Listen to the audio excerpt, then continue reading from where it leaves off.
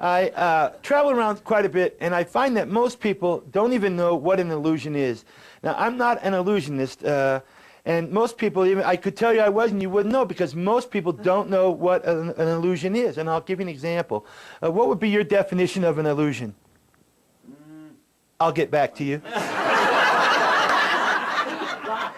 What would be your definition of an illusion? Something that happens but didn't happen. Like a good relationship. You're not too far off. What would be your definition of an illusion? Something that appears a certain way but isn't really that way. Very close, closer than the two gentlemen. But women know more about reality than we do.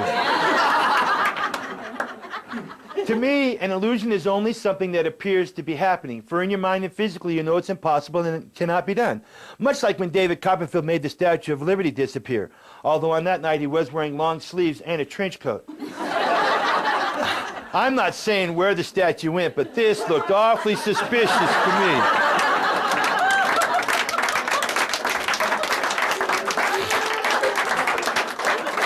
Unlike any other magician you'll ever see, I allow you to examine my props. So for this one moment, I am going to hand you this. This is a short piece of rope. You may examine that. This is probably the medium piece of rope. You may examine that. And this is a long piece of rope.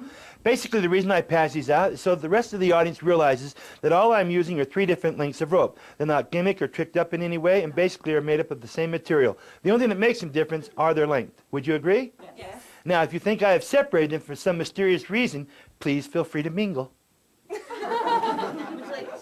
Leave it to a woman. She's not very trusting soul. All right. So this is a short piece of rope, this is a medium piece of rope, and this is a long piece of rope. And the way this trick originated is when I was in high school. We had a professor come over once a week from the college. This man was always baffling me with his mathematical problems. Whenever I got the chance, I would try to fool him. I said, "Professor, did you know the 3 pieces of rope were all the same length?" He said, "Michael, did you know you were flunking this class?" I hated that guy. I said, "Professor, watch closely. When you bring the short piece of rope to the top like this, when you bring the medium piece of rope to the top like this, and when you bring the long piece of rope to the top like this, you could agree from my thumb up they might be the same length."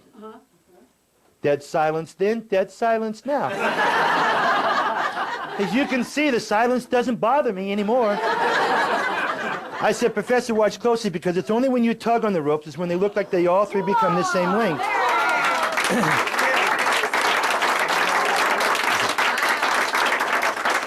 And that's when I showed him that I had 1 piece of rope, and that I had 2 pieces of rope, and that I had a 3rd piece of rope, all the same length. He then turned to me after the near deafening applause.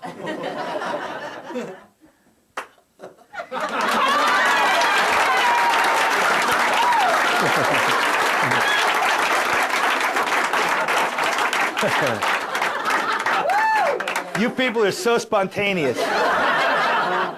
He said, "Michael, that's physically impossible. How did you do that?" And I said, "Professor, to tell you the truth, every time I've ever done this trick, I've always started off with this, the short piece of rope first, the medium piece of rope second, and I save the long piece in case I screw up and have to start over again."